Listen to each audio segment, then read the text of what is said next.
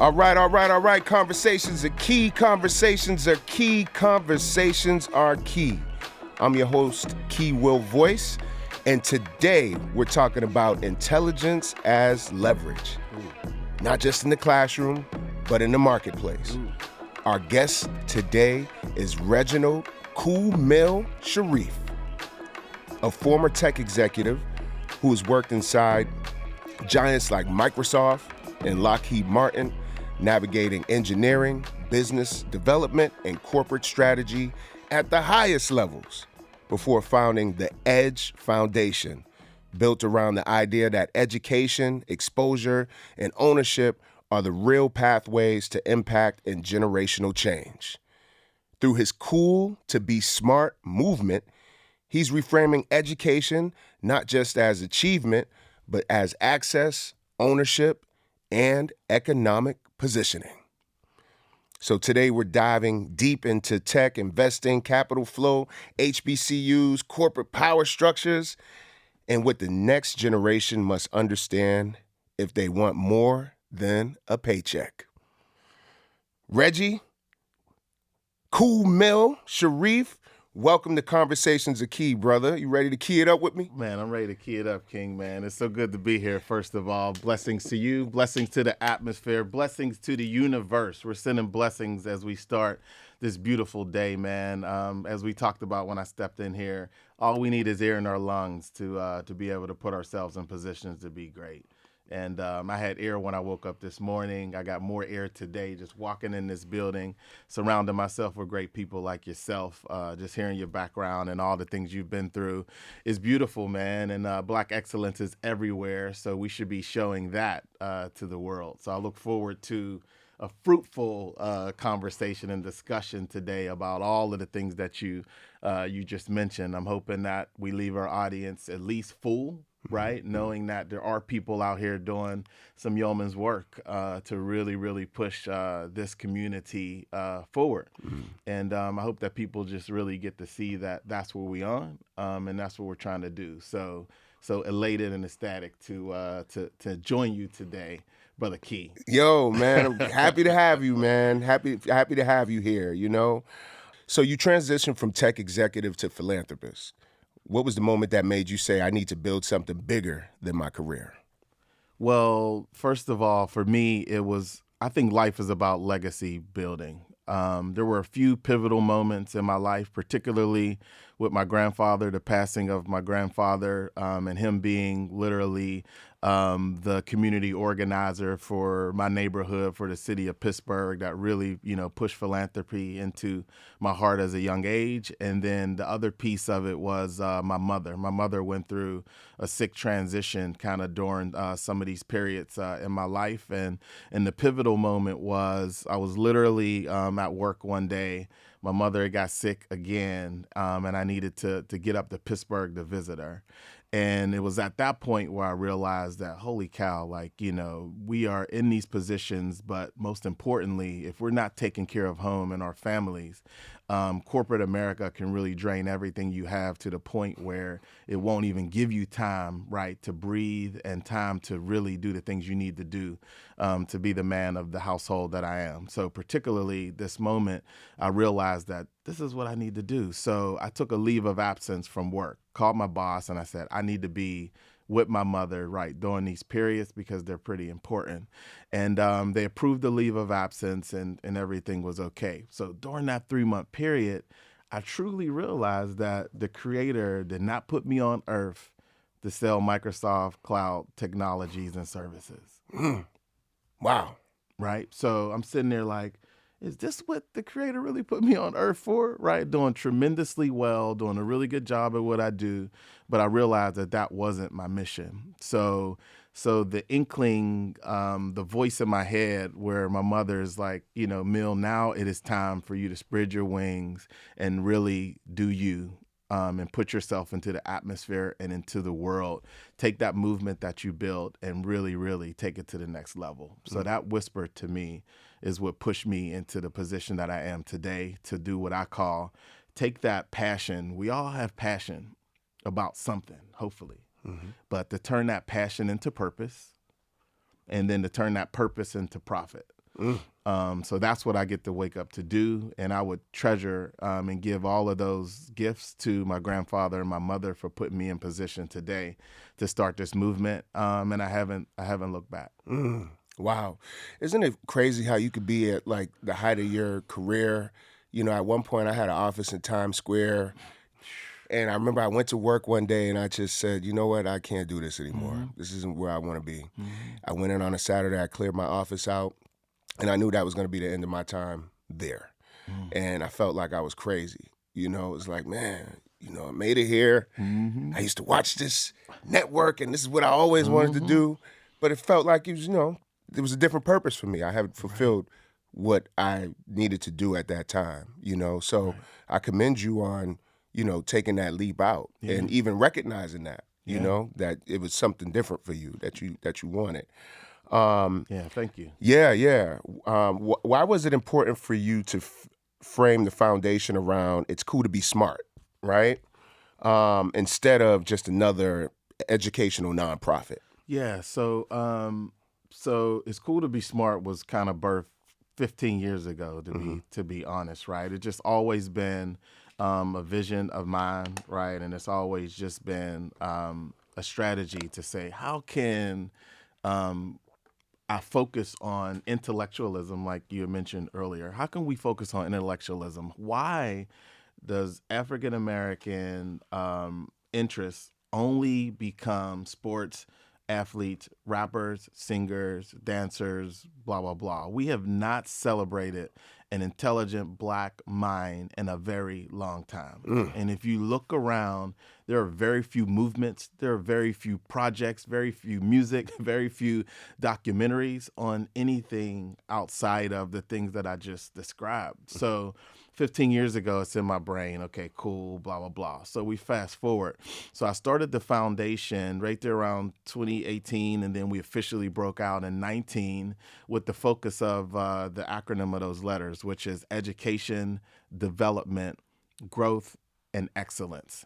So once we set up this foundation, it was a perfect springboard for this cool to be smart movement. If you take the 2019 and during this time frame, we had all kinds of unrest. We had all kinds of attacks on African Americans and blacks. We had killings. We had all kinds of things going on. So I wanted to create an opportunity and a space for a movement where we are celebrating black excellence, black intellectuals, the smart brains that we have, and not those other things. So that was a perfect springboard to your question to launch this Cool to Be Smart movement. So when people ask, like, hey, so tell me about this Cool to Be Smart movement. What is it about, as you mentioned?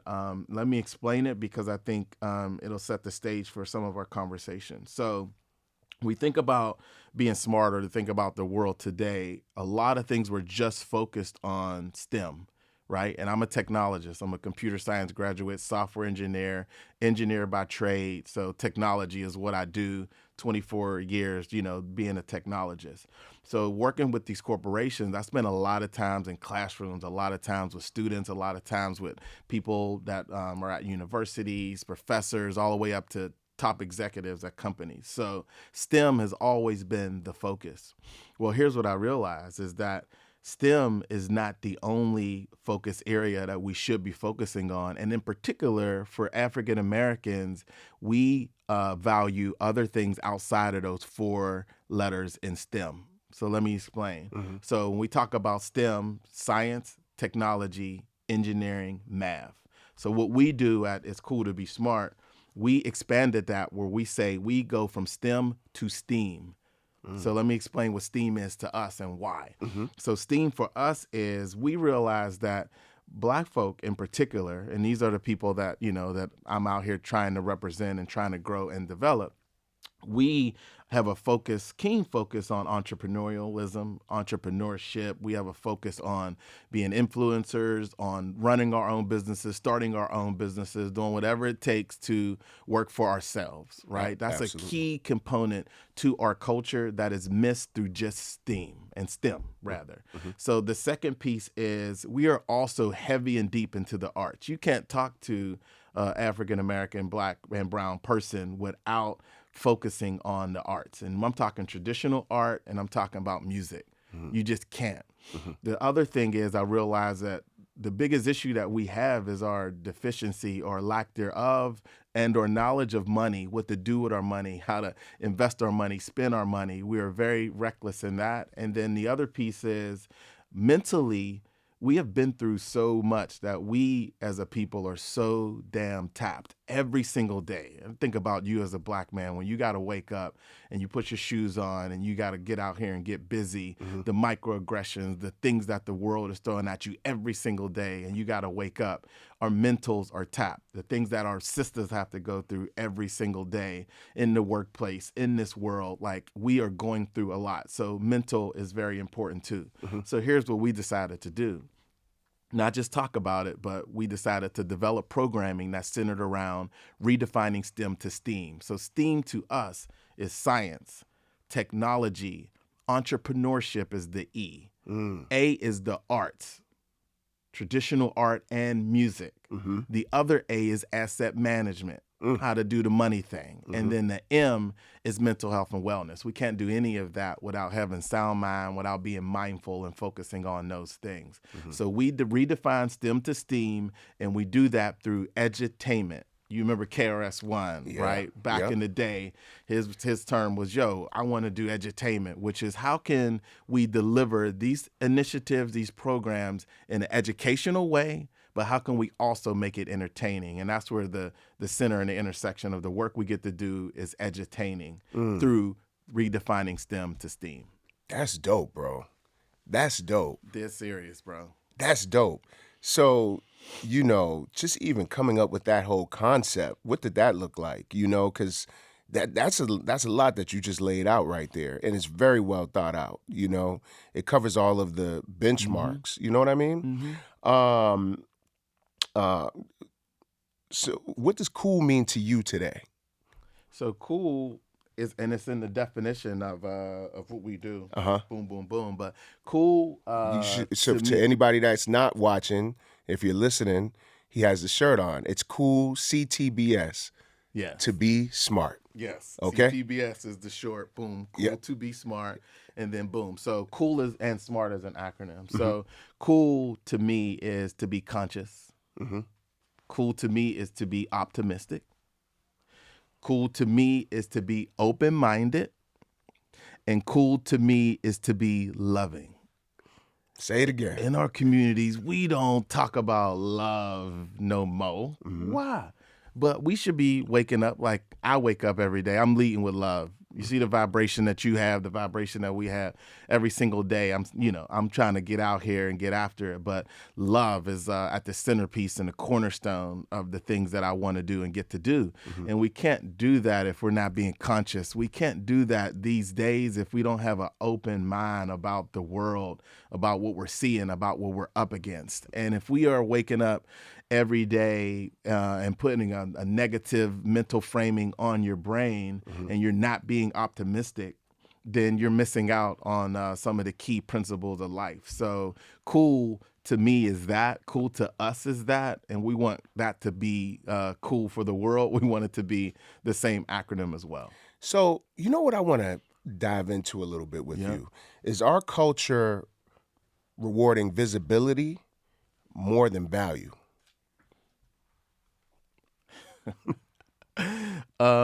So we have a series called Capper Fact. That's like a Capper Fact. So yes, they are, and that's the sad piece is that.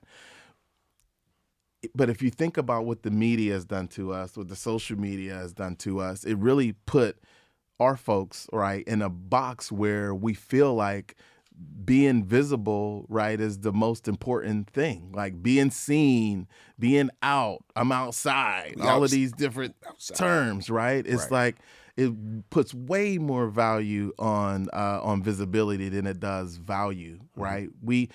Just like you mentioned today, like you've done so many remarkable things, right, behind this microphone, behind the scenes that, that are non-visible.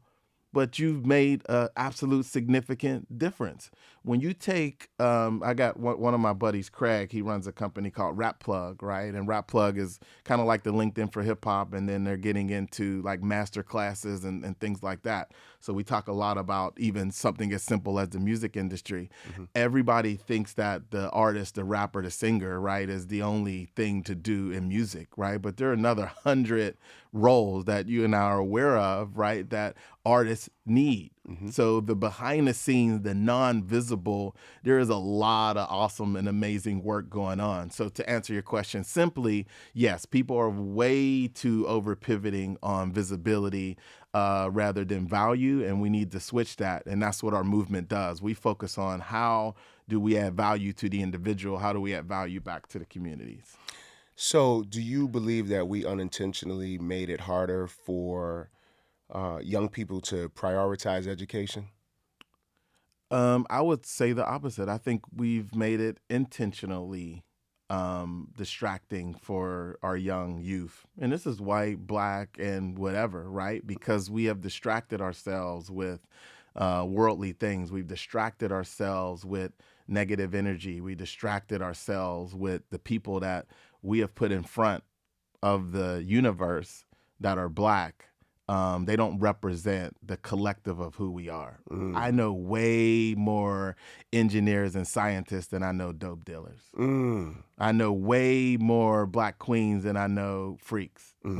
I know way more college educated males and females than I know non. And that's the difference. So if we put forth these amazing bodies and people in front, right, of our younger generation, if they can see that, yo, when we step into a classroom and they're like, hold on, Reg, let me get this straight. You're a software engineer, you build apps, and you work for the #1 company in the world. I ask them those questions. They've never seen one. Right. I say, yo, this guy right here is an entrepreneur. He has his own business. He has his own restaurant, and he has his own tax firm, and he's a millionaire. Have you ever met a millionaire face to face? And I ask these young brothers and sisters, nah. Yeah. Right? And I'll put them in front of entrepreneurs. I put them in front of technologists. I put them in front of people in fashion and design and music and art. And some of these folks have never seen, right, these rocket science dope people. So with the right exposure, with the right attention, with the right visibility into our people doing amazing things, we can find that the next generation will emulate that. So and we get to see it in our work. So your foundation focuses on exposure and real world pathways, right? Yes. What's more powerful, information or access? Let me explain it. So what we get to do, and I'm glad you asked that question, because this is at the cornerstone of what we do. We provide information. We allow that information to turn into intelligence. And then we allow that intelligence to turn into impact. So we aren't a talking entity, right? We provide solutions to the problems that our people have. So we provide that knowledge, that information through professional development services that is information at the start. We then take that and allow that information to transcend into your body to become what we call intelligence. So by me just giving you information, by you just reading a book, that's just content. Right? You can just consume content all day long. But once that information turns into knowledge, that's when it becomes intelligence. So consuming that information in a way to turn it into intelligence is one of the most important things that we can do. And we do that through filling the gap through our professional development work. I got a series of things that we could talk about in a second. So to answer your question, information is very valuable, but information with no work, with no movement and motion is dead. So we have to be able to transition that information, turn that information into intelligence and knowledge. And then even when it becomes knowledge, what are you doing with it? You and we know so many smart people that are sitting here, they know everything, so they're just hoarding it to themselves or not sharing it with the world. But information and knowledge and intelligence, and you're not doing nothing with it, is dead work. So being able to transition from knowledge, right, and intelligence to impact is the hardest bridge to cross for anybody, for any generation. So being able to do that is our life's work of getting you to be so confident in the information and the knowledge that you have to do something about it, to impact yourself, the next generation, to impact you personally or professionally is what we do. So as we talk about that transition, right? How do you move from degrees to ownership? Um, let me talk about a framework that we're rolling out. So Forbes magazine just featured myself and some of the work that I get to do, and it was about the rise of anti-intellectualism, right? Because I didn't realize how big of a thing it was. I've been writing on it for years, but I'm sitting there like, this is really a real thing. So anti-intellectualism in this new series of movements is, why do I have to put in the work to learn and to read and to research and to do all of that stuff when we're in a world of AI where I can get any answer in seconds? Okay, so what happens when you can get the answer in seconds? Mm. Where does your value, right, then become? You mentioned value a second ago. How valuable are you if you got the answer, if everybody got the answer? So in this article, and in this, the framing, I've created a framework. And let me explain this framework. And I'm just the first time I'm rolling it out, so you're the first to hear about this framework. It's truly revolutionary. We're going to pilot it in some colleges, and then, we're getting calls every day on it. So let me explain this, and I know you'll understand. All right, So let's break it down. Yeah. This is some game right here. If you're out there right now, get your pen and your pad, because I'm about to drop some sauce here. All right, and it's really, really simple, but to crystallize it in this way, it takes the talent of all of the experience that I've had for 20-something years to get here. Let me explain it. Okay. So I have a new framework that's called OPR intelligence plus AI. So we're in the AI world, but if you don't have OPR intelligence, you are dust. You are behind. You are done. All right. And let's explain what OPR intelligence is. So the O in OPR intelligence is you have to have official intelligence, not artificial intelligence. You need official intelligence to survive in this world right now. What is official intelligence? That is the receipt. Okay. That is the credential that shows I have intelligence. That would be your degree. That would be the course you took. That would be the anything that you've done to prove that I know what I'm talking about in this field, in this industry, in this domain. Yep. That's official. Okay. Think about official receipts. I can prove it. Okay. The second one is practical intelligence, okay, which is what we described a second ago. If you don't have practical intelligence, which is the application of the intelligence, which is the execution of the intelligence, consider that your portfolio. Like, I've done it. So if you followed the track, official intelligence, boom, I'm in real estate. Okay, cool. Prove it. What's official? What's your receipt? I got my realtor license. Oh, bet. Mm-hmm. All right. Practical intelligence is, have you sold a house yet?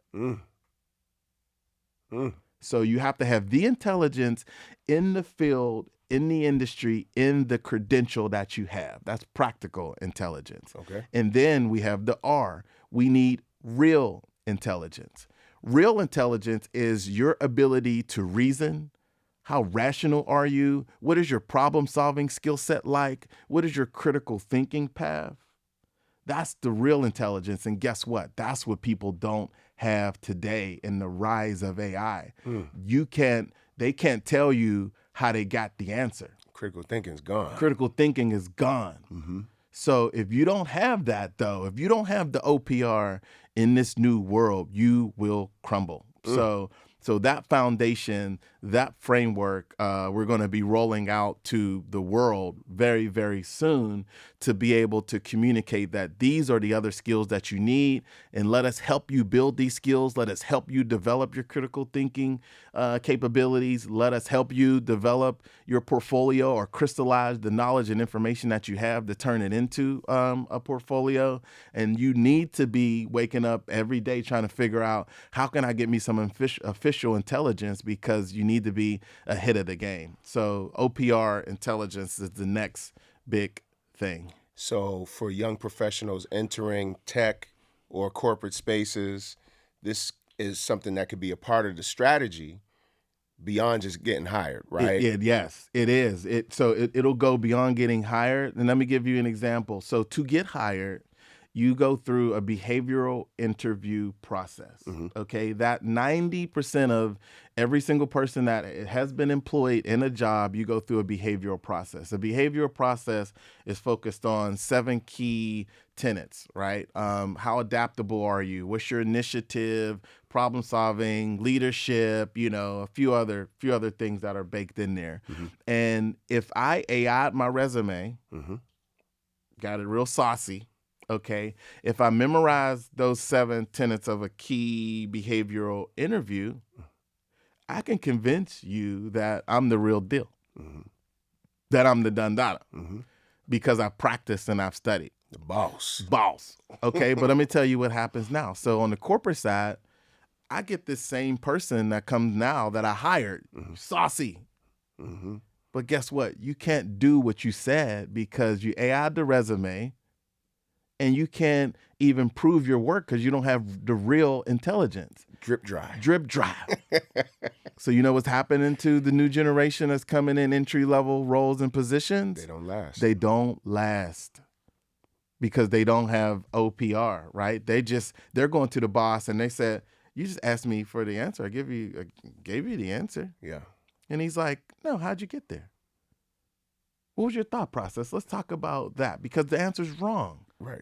The thought process was to go to... That process was to go to... I did research on Google. A ChatGPT did. And they're like, no, that's not how this thing works. So we need the OPR framework, and the framework is going to change the game. So let me explain one more thing. So with the behavioral interview process, like we just said, people have slipped through the cracks. So we developed a new framework through OPR. That is the OPR framework for interviewing, which goes beyond you being able to cheat on your resume, but it frames how you think, how you go about your day to day, how you answer things. What is your problem solving? How rational, how reasonable are you? Not if you got the right answer or not, but what is your thought pattern and how do you think? And once people start to evaluate people on that, then you're going to get a better candidate. You're going to get a better person, because you can put anything in front of them because we're all trainable. And then that the person that you're bringing into the door isn't lying. He ain't capping, and he didn't just take the keywords from the resume to build it to get in the door. So these things with this framework, that's why it's going to change the game, because we're going to revolutionize the whole interviewing model. We're going to revolutionize the way people think, and we're going to make sure that people aren't left in the dust because they don't know AI, but they're not left in the dust also because they don't have OPR intelligence. So with OPR intelligence, what does that rollout look like? Is it an app? Is it something, a coursework that, Series of coursework, series of workshops, and we're taking it all around the country for corporations primarily and colleges. So we're starting with our first college. Next month, I have a session at the AUC. So we'll be delivering it for students at Clark, Morris Brown, Spelman, and Morehouse. And then we're going to go on a trek around the country country delivering it to colleges, and then we'll be delivering it virtually through workshops and then also through corporations as well. So that rollout is going to start on the 24th of March, and then for the rest of eternity until this new framework is embedded in every single thing that we do and every single hiring process, and then every single way that we think about, what kind of intelligence that we have. It'll be front and center of every conversation in the next few years. So for a parent that's listening, if they want to get their child involved, that's, probably a teenager. I have a teenage daughter. She's 15 and a half. And these are the things I think about, right? Sometimes I see her doing her homework, and I remember one day she told me, Dad, 95% of the class is using ChatGPT. And I said, "Ooh, that's not good." It's you can lean on it as a tool, but the main thing I thought about was critical thinking. Yeah. And I started asking her a series of questions just to test her critical thinking. Like, are you using ChatGPT too, or are you, thinking about this? So I'm always thinking about, what does it look like? What can I do to make sure she's doesn't fall into that pit of, not having that solid back end to, be able to analyze and critical think and just dig deeper than let me go online and find the answer. and find the answers. So if there's a parent that's listening right now that wants to get their child involved, do you have a pathway for that as well, or are you just starting in the universities and the institutions first? So let me tell you, even the more beautiful thing is the work we do, and you just described it. I'm glad you hinted on that. Is not just about children. So everybody, when they think of it's cool to be smart, they're like, oh my gosh, my niece and my cousin could really benefit from it, and they literally absolve themselves from the ownership that they have and that they're responsible for, right? So the parent is and where we are in this generation and age, I would say it's just as important as the child. They may even be more important than the child right now. So to answer your question, the start will be when we release the workshops and the series, right? We'll release them online. We'll be doing them hybrid. We'll be doing them in different cities. Parent, hint, hint, you need to be signing yourself up. And then you need to have your child with you. Some of the best part of the stuff we get to do is when the parents and the children are there and able to consume our content and information collectively, because we get to impact students and kids, right, with the work we get to do. But guess what? When they get home and they get back into their environment, we have no idea on what that control is. And in experiments and environments, you need controls, right? You need all of the things, right, to manage and to monitor the environment. Well, I can give that kid, that 16, 17-year-old college student, some OPR, yada me, when they go home, and they go home to a crazy environment where the brother's doing wild stuff, the parent is in blah, blah, blah, working 2 jobs, and it immediately kind of breaks down once they leave your premises. So anyway, so to answer your question, we're going to be delivering our workshops monthly, several of them. I have a bunch more that we can talk about later on top of OPR, but we're going to be delivering them every single month to the public. Prior to today, everybody that would get our work, you would have to be a corporation that hires us to bring us in. You would have to be the city of Atlanta, where we, run summer programs and do summer programs with the kids, or you will have to be an institution that's connected and tapped into us as well. So now we're releasing these works to the public starting in March, and it's going to be, a beautiful thing. So everybody can get a hold of what we do now, besides just corporations and institutions with money. I think that's dope, man. I think that's really dope. You also have a leg where you're a filmmaker, right? You have a documentary or documentary series. Yes. Talk to us about that. Your documentary highlights the journey from HBCUs to corporate America, right? Yeah. What does that look like? Yeah. So here's what I realized, particularly when you're working with underserved or with people in general, where you meet them is different for every single individual.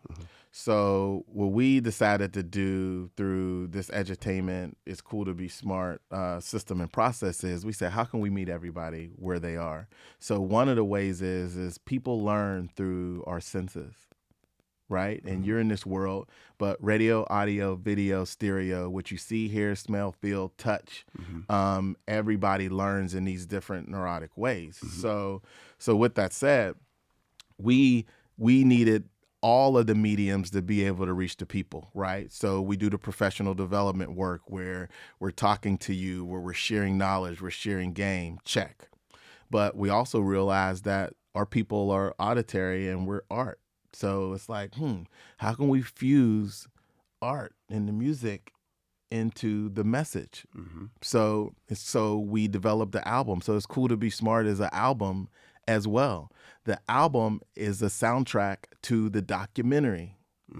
So we take people from audio, and then we have the stereo, and then we have the video, right, which is the visual output, and then we put the audio and the video together. That's how we came up with the It's Cool to Be Smart documentary. The reason why is if you Google right now, or if you went to YouTube and you wanted to watch a documentary on Black folk doing amazing things, guess what you're going to find? What? NBA, the story of LeBron, the story of some basketball player, the story of a football player, the story of a singer, the story of a rapper, the story of a dancer, just anything entertainment-wise, that's primarily all you are going to find. So we as an entity got sick of it and said, we are going to do something about it because we're solution driven. I never knew anything about film. I don't even like and watch TV because it's so crappy and I don't want those kind of inputs into my neurons. So I said, the team, you know what, we're going to make it into a documentary, and then we're going to hope that this is going to be a way visually to show people, right, what it means to be cool and what it means to be smart. So that's what we did. So this documentary is 2 seasons, and it's 3 episodes per season. The first season is about a technologist, an entrepreneur, and a philanthropist, right, that goes to 12 cities and 4 countries, seeking out amazing people within his network that are cool, smart, or both, and exposing these people to the world through the relationship that he has with these individuals. And they cover topics about overcoming, about living to see another day, about what corporate stress is all about what it means to grow up in really rough, impoverished neighborhoods and get out. So we cover all of those things. So the first season covers and it chronicles the journey of me, Cool Mill, right, growing up in Pittsburgh in the roughest neighborhood, Homewood, and then getting out. I got out because the hood gave me a pass. They said, you're a smart dude and you're a cool mofo. So we're gonna give you a pass. You ain't gotta touch these streets. And if anybody do anything to you, we got you. Just come holler at your boy. Yo, So that's crazy. That's crazy. I have a similar story. Cause, I grew up in Boston. Yeah. Common Square. Oh, And I've heard of Common Square. Yeah. It's back then it was part of the axis of evil. That's what they dubbed my neighborhood, because you had Dorchester, Roxbury, and Mattapan. And I remember you would go on, I think it was a Boston I've heard Globe. of Dorchester too. Yeah, or the Herald, and you go look, and they put a triangle, and they called it the axis of evil because there was so many murders that happened in the neighborhood. And I remember explicitly, I was a DJ, back then, still DJ, and there was somebody from the neighborhood that said, "No, we're gonna make sure you make it out of here with this music, because you're gonna be the one that gets out and lifts us back up." You know what I mean? Yeah. So it's funny to hear you say that. I didn't think anybody else. It's rare that you hear that. That's what they did for me. And people think that that the guys in the neighborhood are all bad, right? No. These guys are leaders. Yep. That was leadership. The dude in the hood that did that for me. That was vision. That was strategy. That was foresight. Yep. For what that brother, did to me. That was courage. Yep. That was protection. That was safety. That was shelter. Like all of the things that we see and that we see in a corporate executive was that. These brothers are entrepreneurial, although they're street pharmacists, right? They're mathematicians. These guys can literally sit there and break down what it means to make a key or some crazy drug thing, Yeah. but they're scared of math in class. Like, it's really, really strange and weird. But they're engineers. they're engineers, right? These guys, the stuff they do with the car, with your whip, Yeah. right? They're hydraulic specialists. They're mechanical engineers, right? They're sound acoustic engineers. Yeah. These guys can wire up the stereo and just sonic engineers, like all of that. Like hood engineers walking right in front of you. And the difference is they don't want to pursue these fields because they haven't seen a guy like me that is like, yeah, I'm an engineer, man. I do exactly that, but I do it for a building, or I do this for a software company or whatever, right? But back to your point, like the hood, saved me from that regard. So it chronicles my life in Pittsburgh. It's called Homeward Bound, Pittsburgh's Finest is the first episode. Then it takes my life leaving Pittsburgh and going to a HBCU. Second episode is called HBCU Pride, and it's about the pride that we have. Everybody that went to HBCU, you've met them. No matter where you go or where you went, the pride that you have for that institution is crazy. So the second episode is about pride. The first piece of it is an educational masterpiece on the HBCU culture collectively. Then it chronicles my journey at my HBCU, Tennessee State. So that's episode 2. Then it chronicles my journey leaving my HBCU and then working for the top company in the world at what they do, which is Lockheed Martin, and what that experience is like. So you get to meet people that went to HBCUs. There's probably 50 people in that episode that's sharing their stories just across the board. Powerful. Then you get the same folks that are also sharing their stories in corporate America and in the things they get to do now. We got the third episode. It's called 9 to 5. And it's about making smart cool. So these individuals have a 9 to 5, whether that is a corporate job, whether that is an entrepreneur, or what we call a double dipper, somebody that has a 9 to 5 and is an entrepreneur. So that episode covers that journey of what it's like to work at a 9 to 5, the stress we talked about, the microaggressions, how difficult it is to transition through these systems. But once you do, the things that it affords you, right? The ability, the money, the all of the things that it can set you up for in a really dope way, we talk about in that episode. So season 1 is crazy. It does that. And then really quickly, season 2 then focuses on specific topics. And it's tied to the album like we talked about. So the first episode is called Stamps, which is about the power of travel. Once you see more, you want to be more. So when you get them stamps on your passport, if you're taking your first trip, I know you've been out of the country, like what that experience is like. It's amazing. And it's how amazing it is and how you don't need to fear it and how you can literally see these amazing Black folks that have traveled all around the world. When I know people, and if you from Boston, like you just said, folks that never been past the neighborhood. Yeah. That never been to New York. Yeah. Hour or two away. Never been to Worcester. Never been an hour or two away. Right. So we cover what it's like to travel and to get stamps and what it does for you, right? Then the next episode is called Invincible, which is how do you go from being invisible, where this world doesn't give a damn about you, it doesn't care about you, where I used to be the only Black person in the room no matter where I went, right? And I had to show up for myself, but some of those days I felt like a spot. Some of those days when I wrote that episode, I say I was in Seattle, Washington, where I say people don't look at you, they look through you. So you can literally just they look straight through you like you're transparent. Like you don't exist. Like you don't exist. So that's invisible. So we say in that episode, in the song and everything, how do you go from being invisible to invincible? How do you take that experience and make it enter into your brain to make you so rock solid and dope and hard to know that when I step in this room, I'm representing not for myself, but I'm representing for every Black man in this country because I'm that representative at that point in time, right? So how do you go from invisible to invincible, and what is that journey like? And we are sharing all the game on what it takes to be able to get through that. And then Man, that's dope. Wait till you see it. Because I'm going to tell you, my experience in corporate America, we were talking before this. I worked for a major network, and my very first day on the job, I was called a monkey or gorilla, a cage monkey or gorilla. I was in my office stretching, and somebody knocked on the door, and they said, "Williams, you're that new Williams guy. Hey, I'm gonna need you to pipe down in there. You look like a cage monkey or a gorilla," and started laughing and walked off. And that was my introduction to this major network. That was my introduction. And I remember standing there thinking to myself, what? Like, For real. like, this is what we're doing here?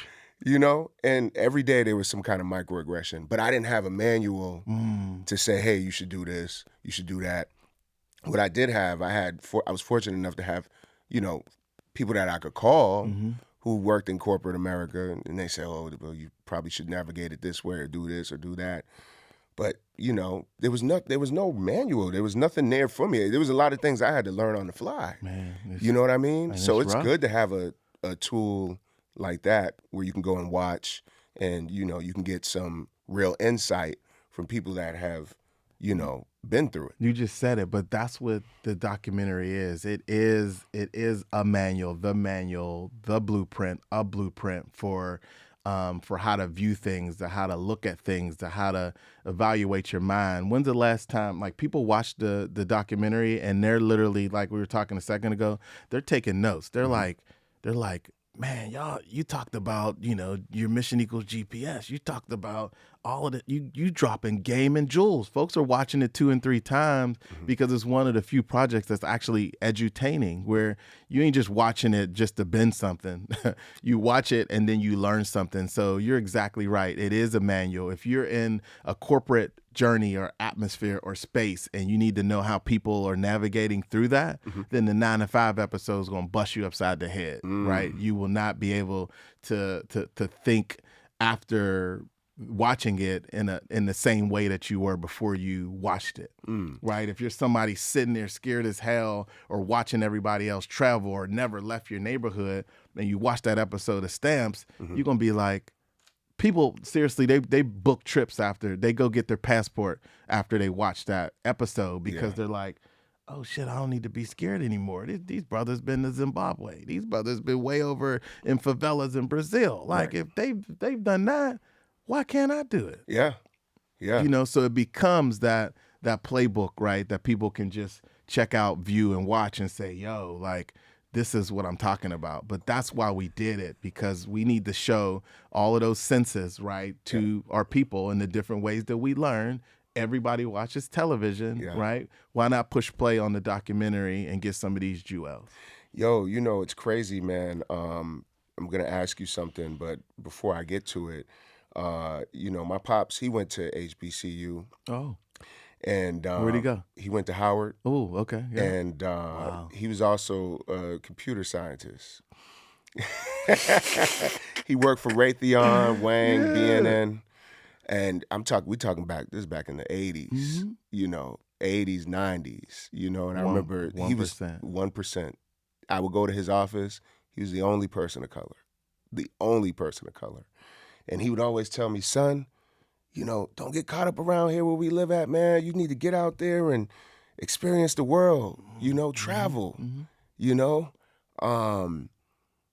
go to school outside of Boston. I know they say we got the best schools here, but you need some experience. You need you need to get out and experience, right? I was hard-headed. I learned a lot of things the hard way. I'm just going to tell you like that. But one of the things that I want to ask you, I know from growing up in the house with somebody that went to Howard, and eventually he went to Harvard afterwards.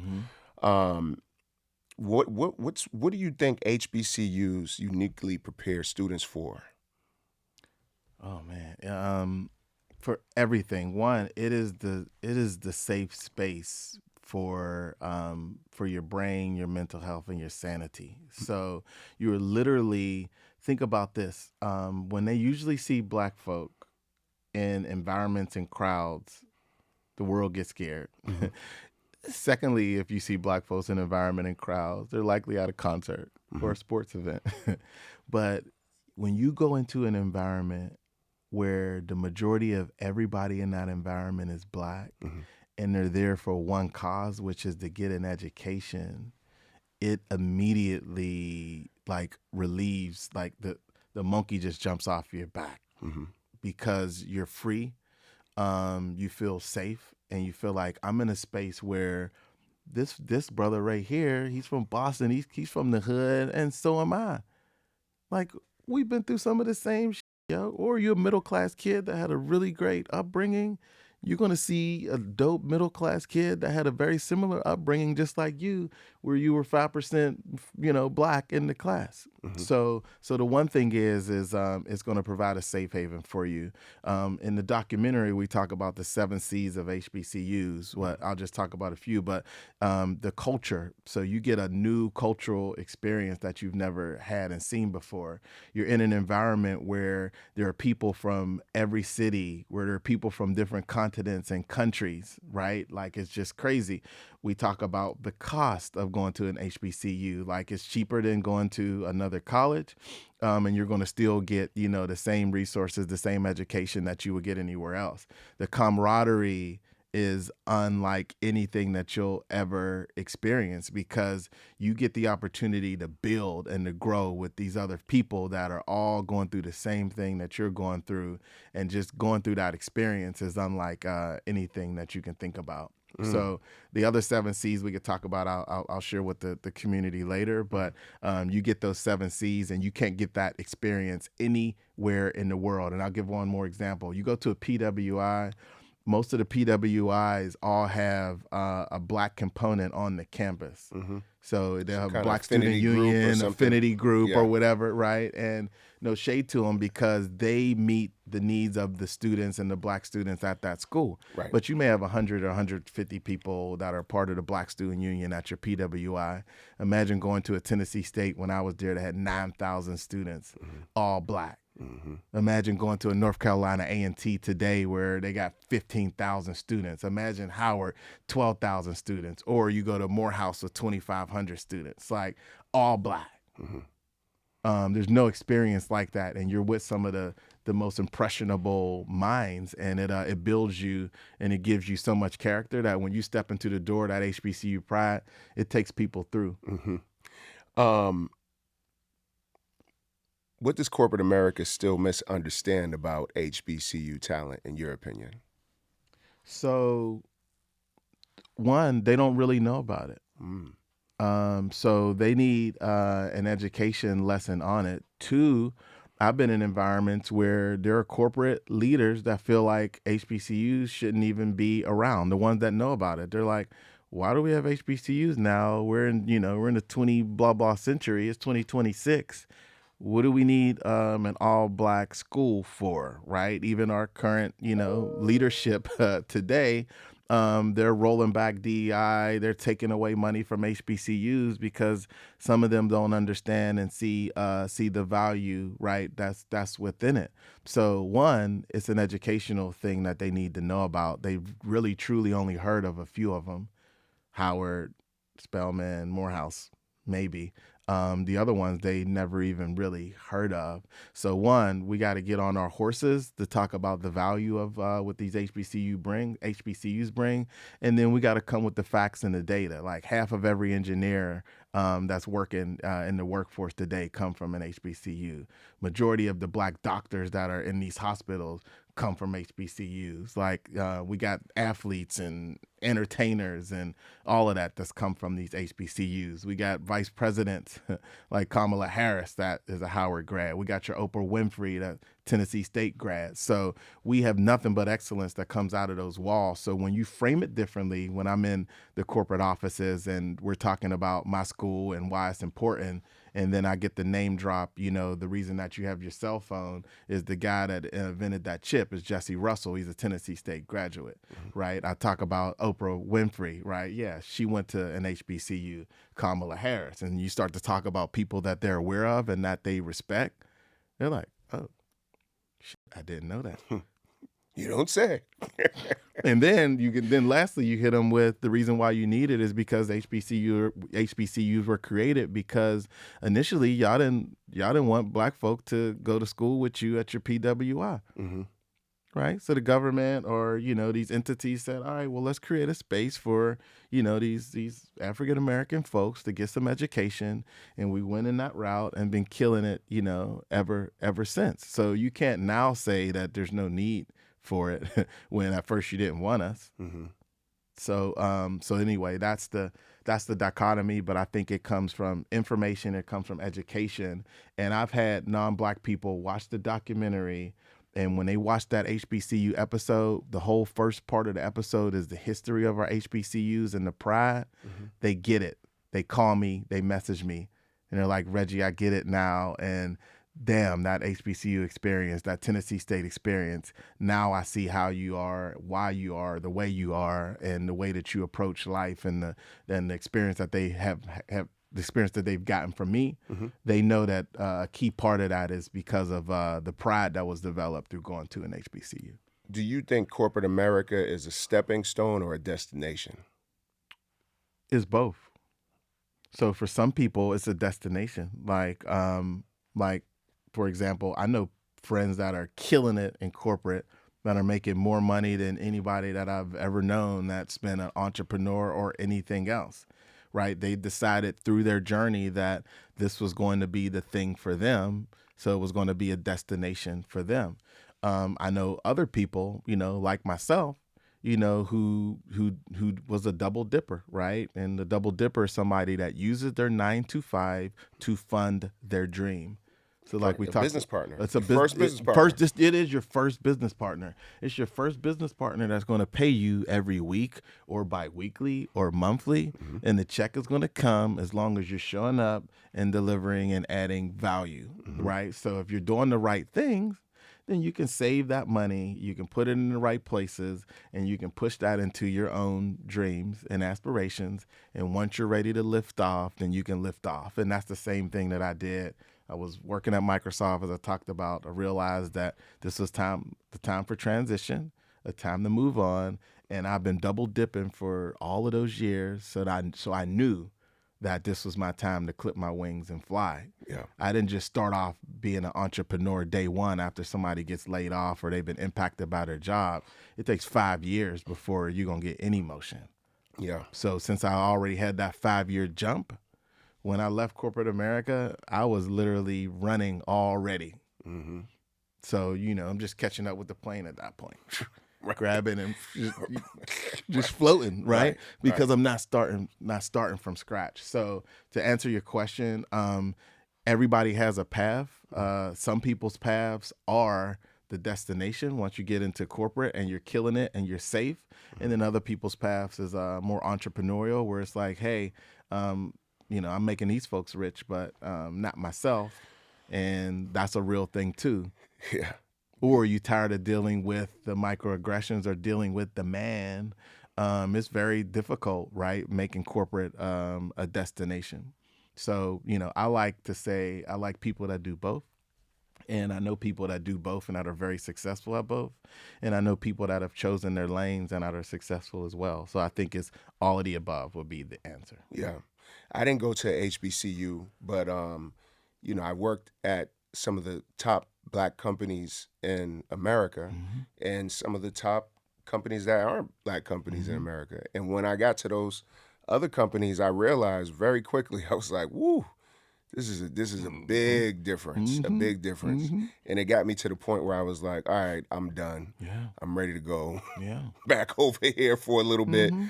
because, I don't have to come to work and worry about anything except creating, and being great. All of that other stuff, the microaggression, All of that. it's gone. It's out the window. So I guess that's a good point. that's my my HBCU experience in some ways.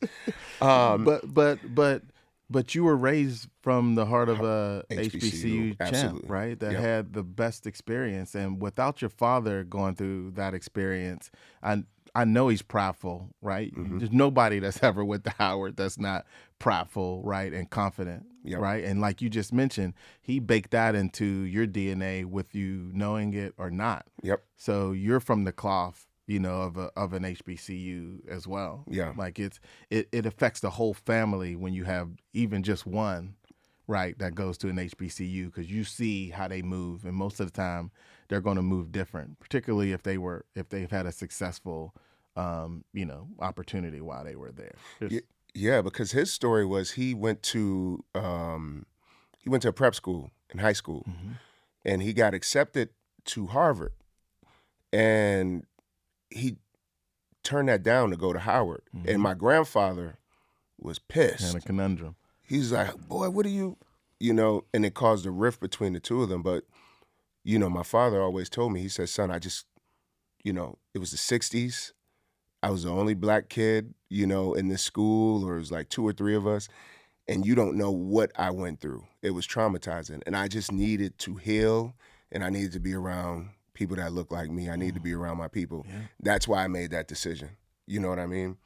Um, yeah. We got so many synergies. So, spoiler alert, but on the first episode of the documentary, it's my father's in it, my family's in it, but he's talking about, his son and all the things that he was able to do. But yeah, I had the opportunity to go to some Ivy League colleges as well, right? Harvard being one of them. And my dad had set up the recruiter to come and to talk to me, and I told him, nah, I'm going to Tennessee State. My dad was, everybody like, are you an idiot? Like, you have the opportunity to go to, one of these top PWIs or top Ivy League. Pittsburgh is home of Carnegie Mellon and all of these other amazing schools, and you chose an HBCU. Like, are you smoking some hashish? You know what I'm saying? Like, you smoking some really good stuff. But I was like, nah, man, I felt it, and I knew that it was for me. It ain't HBCUs aren't for everybody. Some black kids are discouraged to go at all because they think they're inferior, which is crazy. But I get it. Same experience, and I bet your dad is forever grateful for making that decision. Oh yeah, he said he wouldn't do anything differently. You come from tech, right? Yeah. And when we talk about being smart, we can't ignore where the capital's flowing. So, from your perspective, what tech sectors are positioned to dominate the next decade? I think Is it AI infrastructure, cybersecurity, semiconductors, cloud, it's clean energy? could be some of those, but I think health is probably the most important sector when you think about it. You think about cyber. I mean, at the end of the day, we're seeing now, if anybody has delved into Epstein files and all this other stuff, that a lot of these things are controlled at higher levels than us. That got us worried about the boogeyman, but the boogeyman is literally right in front of our faces, and in a lot of different ways. So when I look at the sectors, it's definitely the health sector is going to be very important. The next one that I will say is up is robotics. Like, we're going to be looking at robo wars instead of human wars. We're going to be looking at robotics in every household, in every factory, in every system. So the robotics industry is going to be important, and all of the engineering industries will continue to grow and thrive, because there is no sector in the world that's not touched by an engineer. So the electrical engineer, the architectural engineer, the civil engineer, right? All of those, the mechanical engineer, all of those things are going to matter, because guess what? You have infrastructures that have mechanical systems in it that you're going to need people to handle.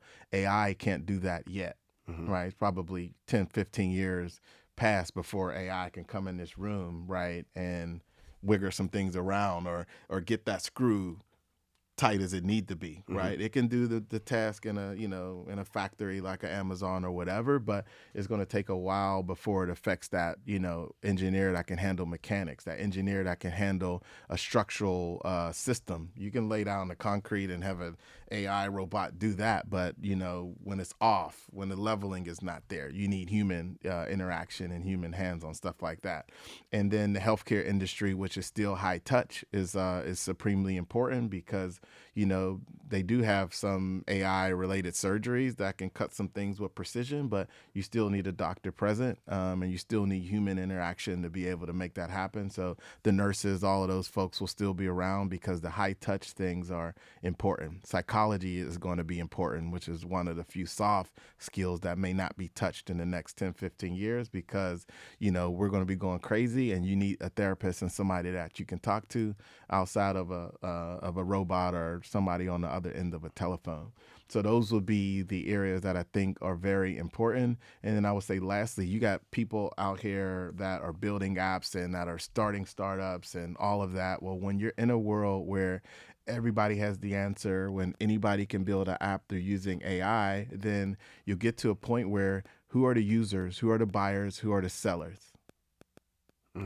So once we get to that point, I give it 15 years. I'll give you a really weird dystopian concept, but the United States will end up being a welfare state where everybody will just get a stipend, and the top people in the world will continue to run and pull the strings because there's half of the whole industries, all of them will be replaced in 15, 20 years. So what are we going to be doing when the robot can do it and blah, blah, blah. And I don't see that as a negative, terrible, bad thing. I think we could then maybe get to a point where we are free.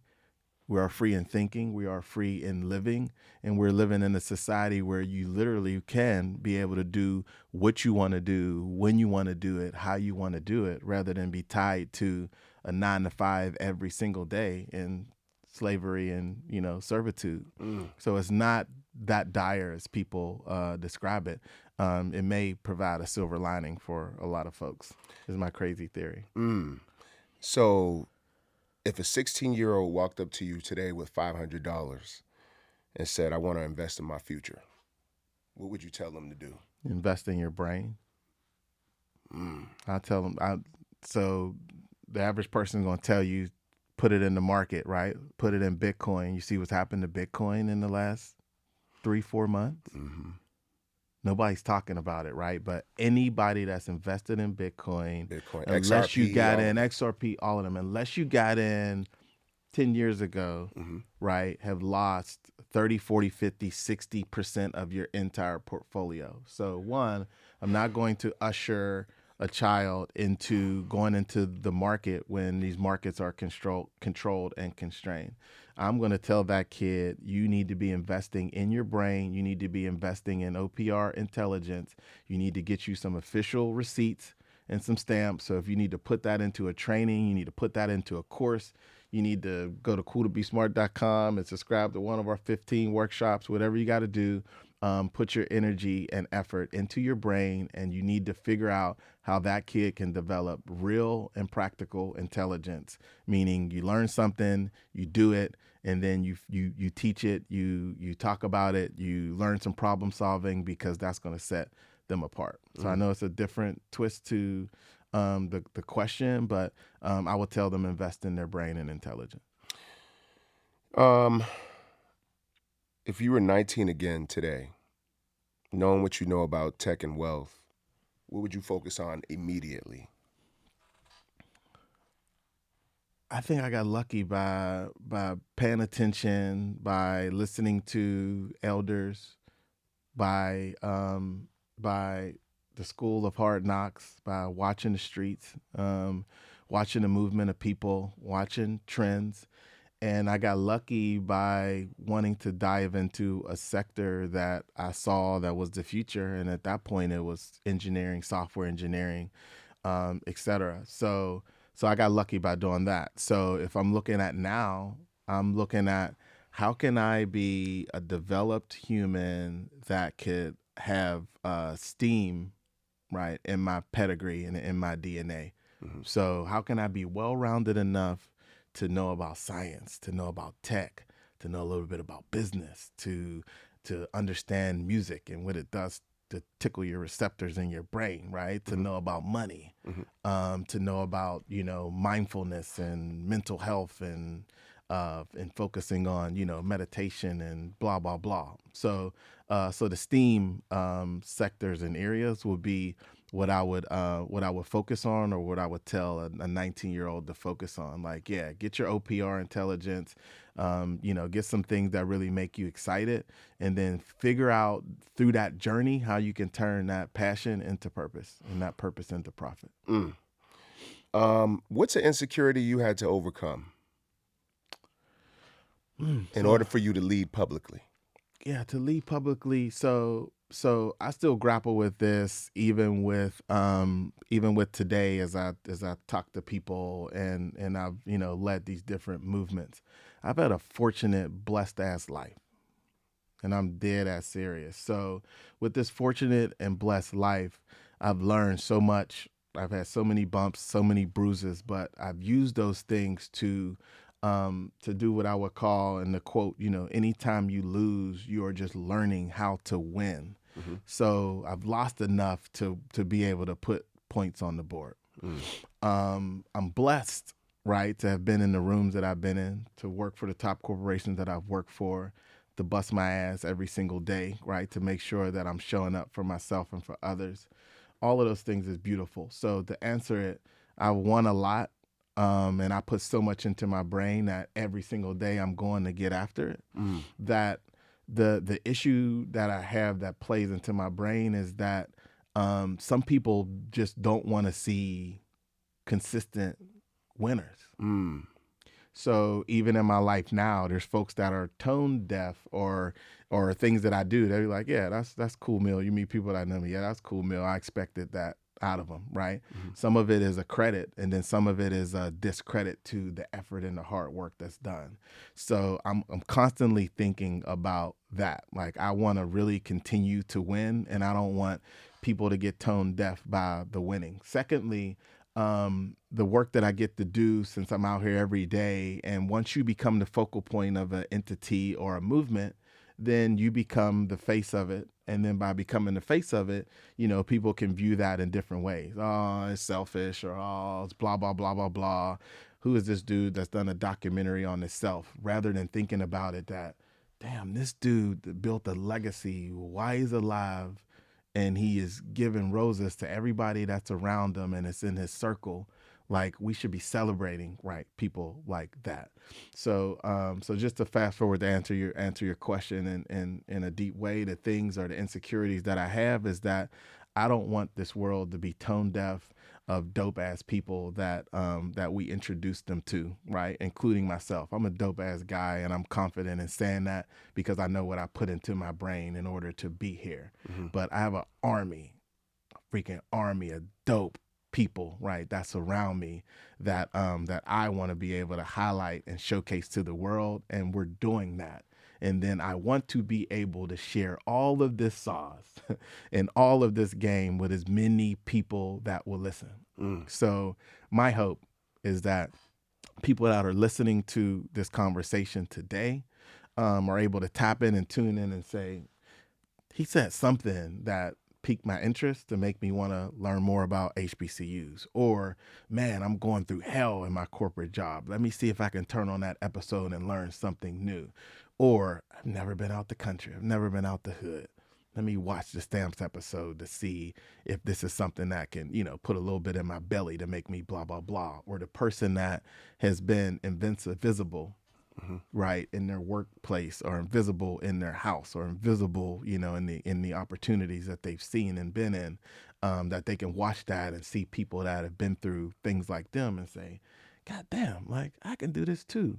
Or that kid that grew up in the hood just like you and me, right, that got out somehow, some way, that got lucky from the dude in the hood or whatever. You did something dumb and, realized that you don't need to do it again. Like, I'm hoping, right, that the things that we get to do and talk about and show, that somebody will just push play, because what we know is that they're going to be impacted, and we're hoping that we're able to change that individual person's life, and to allow this movement to reach 1 billion people across the entire globe. That's what I want to see. For you, what does excellence looks like when nobody's watching? Showing up for yourself, tapping into what your purpose is and what you're here for, in life. So what I am is I call myself a entrepreneur. And as we talked about a second ago, and what I get to do is I get to take passion, turn that passion into purpose, and turn that purpose into profit for me and anybody around me that will listen from the work and the workshops and the communications and the conversations that I get to have, right? That's what I want to do, every single day. So I wake up with that in my belly to want to do that and to live my mantra. And I teach this in one of my workshops, but I'll tell you what my mantra is so the world can hear it and hold me accountable to it. But my mantra is to be real, seek understanding, and make a difference. And REAL is an acronym that stands for relate to others, pursue excellence in everything that I do, maintain a positive attitude, live a life I can be proud of, learn as much as I can, and love unconditionally. So when my foot hits the pavement every morning, I'm waking up and looking at myself saying, boom, did you live your mantra today and this morning? Or what you going to do to make a difference today, Millio? And what are you doing today to make smart the new cool? Like, but talk to me. So that leads me and guides me and motivates me every single day to want to wake up. And when you waking up into your purpose, it's a different level of waking up. It's not the wake up that I had when I had to wake up at 6 to be in the office at 8 o'clock, and that drive to the job or drive from the job. It's not that when you're living and walking in your purpose. And you're turning that thing that you're excited about, that passion thing, into something that's real. And to not just do it, but to do it and make money from it. I've done this for a long time, for a lot of years, and have not made a lot of money because people think philanthropy is free. Right. But now we're at a point now where it's okay, right, to do something to make a profit from it. And that's where we are in this next level of trajectory. You can't do this for nothing. So profit is a piece to it that's important. We're in a capitalistic society, so it matters as well. So that's how I would describe that. When you got it in your belly, when you're living for your mantra, and when you're able to wake up and do the things you want to do because you have purpose, you move different. So I wrote this down as if the EDGE Foundation succeeds at scale, but I'm going to change that to when the EDGE Foundation succeeds at scale, what changes in the next 10 years? You'll have an army of intelligent beings. You'll have an army of young Black boys and girls or underrepresented kids that get to walk out the house and not be afraid to be bullied, right? You get an army of kids in our inner city schools where on a rating of 0 to 10, the average inner city school is like a 3 or 4 out of 10, if 10 is the highest. So if we are prioritizing intellect, prioritizing being smart, and then prioritizing that you can also be cool and smart at the same time, we will have an army, like we're talking about, of the next generation and current generation of scholars. Imagine how many more degrees, right, that we could have in the world. Imagine how many more entrepreneurs that we can build and develop and create. Imagine how many, musicians and soldiers that we can have in the field that are out here doing righteous things. Imagine how many less Black folk that would be imprisoned because we're not making bad decisions, right? Imagine how many more healthy people that we would have in the world because they will be focusing on their mental health as well. So with all of that said, at scale, when this movement is doing what it needs to do, we will have normalized being intelligent and being smart. And I think when you do that, an intelligent mind is a terrible thing to waste. And with knowledge being so powerful, man, we'll have an army full of some of the smartest people, adults and children. And the whole entire world, I think, particularly in this Western civilization, will flip upside down.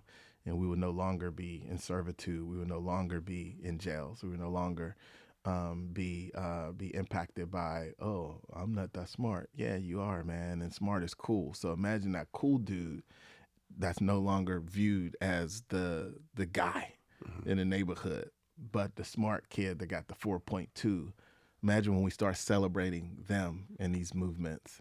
like we do the Super Bowl. Imagine when we have a smart bowl where we're celebrating the brilliant, dope ass minds. Like it's going to change the game in a significant way. That's my hope.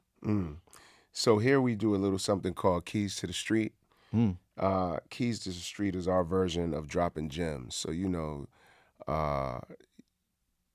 normally I ask people what's their key to the street, but I'm going to switch it up today. Okay. And I think we're going to do a little rapid fire. Okay. So, Let's do it. you ready? Yeah, let's do it. All right. So, keys to the street: degree or discipline? Discipline, because with discipline, you can put yourself in position to do a degree if you want to. Exposure or execution? Execution. So you can be exposed, and like you talked about earlier, you can be so visible and be visible for doing nothing. So execution. Talent or consistency? I think if you're consistent, you can be consistent at developing a talent and growing a talent. So I'll take consistency. Education or ownership? I take ownership, because people that have ownership, you have to be educated in order to have a successful ownership. So I'm taking ownership. Intelligence or influence? I want both on that one. But if I had to pick one or the other, I'm picking intelligence, because intelligent people, as we just mentioned, if you can do that tree that I talked about, where you can turn information into knowledge, knowledge into intelligence, and intelligence into impact, then you're on another level. So I'll take intelligence with impact. Well, that's dope, bro. I really appreciate you coming through today and rapping with me, keying it up with me. Absolutely. Let people know where they can find you, where they can follow you, your Instagram, your website, YouTube, all of that. Yeah. So let's start with the film. I want everybody to press play, and it's simple. So it's on YouTube Movies. So literally, you type in YouTube in the search bar. It's cool to be smart, and the documentary is going to come up. You'll see the little film thing. Everybody in the world has YouTube. You can type it in the search bar. If you need the short link, it is youtube.cooltobesmart.com. It'll take you right to the entire series. We're also on 10 other networks. If you got Plex TV, if you got Zumo, if you got UGG TV, Cluster, Wuku, we're on all of those as well. So you got to pipe into the documentary. The second thing is, if you want to follow everything that we do across our Cool to Be Smart spectrum, it is C.O.O.L TOBESmart.com. That lists everything that we do is on that site, so you can check out all of the Yeah I Mean. The coolest thing is we are relaunching our swag line today. And the Cool to Be Smart drip is the Yeah I Mean. So we're gonna get you a sweater. Yeah. I got a shirt for you and a custom backpack that nobody else is gonna have. And then we're releasing the swag line today. So if you go to the cooltobesmart.com site and you just click, you'll search and click on shop, and then boom, the swag line is right there. And then lastly, the professional development services that we provide is out of this world. So everything I do is housed under my name, and all of my entities are there. So Reginald Shareef.com has everything. So you'll be able to see the workshops we provide and an explanation of them. You can book me directly from that. So if you are a parent that want us to come to your K through 12 school, if you work at a college or institution or know somebody, holler at us, because we want to be in every dang on college delivering what we do. And if you are a corporation, or if you're one of our people that are, in this 9-to-5 scenario, and you're not using your power to be able to put folks like ourselves in front of your corporate bosses, masters, or whatever we want to call them, we're here to support that. We're here to support that as well through our professional development work. So I'm just grateful, fortunate, and blessed to be able to wake up every day to make smart the new cool. And it's good to be in front of blessed folks like yourself that are doing the same. I admire your work, King, and hopefully we can build some of these movements together. I would even go on to say, we could probably, if we wanted to, for your listeners and viewers, if you want to partner, can partner on a series of some of these workshops, if we're serious, right? To partner on some of these workshops to give this audience an opportunity to tap in, because we're going to be releasing them every month. So we can do a whole cohort just for, the iHeart community, right? That's listened and tapped in. I would be honored to be able to do that. But before I leave, all right, you got another question? Because I got one more. No, that was it. Thing. Yeah, that was it. So I'm in the iHeart Radio, and my team is gonna look at me crazy if I don't drop a bar. Okay. If I don't drop a verse. All right, let's get it popping. What you got? You need a beat? No, I don't need a beat. All right. So I got a verse, and this is to my song Invincible, and it's tied to what we just said. I think you'll hear it in the first line, but it's tied to the song Invincible, and that's also tied, as I said, a documentary episode is also called Invincible. But I want to share this verse with the people here, and if they want to tap into the music and the album, they can. The Cool to Be Smart album. But all right, here's the one. I feel invincible because I'm a black man in tech. We only 1% of the cards in the deck. We only 1% of the cars in the wreck. Somehow dumbfound the cause and effect. No honor, respect. But we still push and get through the weeds until we feel bush. That's why I don't feel bush. Junior or senior, family dynasties, their pastors is greener. A pastor's demeanor, because it's all right. Go to church and repent. They represent the alt-right. Wrong. And they don't belong in my circle, because my heart's purple. They spreading Angela Merkel's. Germs and many, my pennies go to the righteous, because I'm feeling I might just have the touch like Midas. Homes, I feel it in my bones like arthritis. I'm trying to avoid itis by staying woke. I write this, hoping that I might just reach one, each one, the pain that you feel when it's revealed where you're from. So far I've come to be treated like scum. Half of me laugh at me till my whole is the sum. My soul is in the drum, the kick snare, listen here. And I'ma give it all till I disappear. It isn't fair. I think I see prison there. I don't want to visit there. Law and order, I'm scared, but I'm socially engineered to be invincible. Woo! Remember where you heard it first, baby. Conversations are key. Cool Mill in the building. We're getting it popping, okay? Let's get it going. Get it going.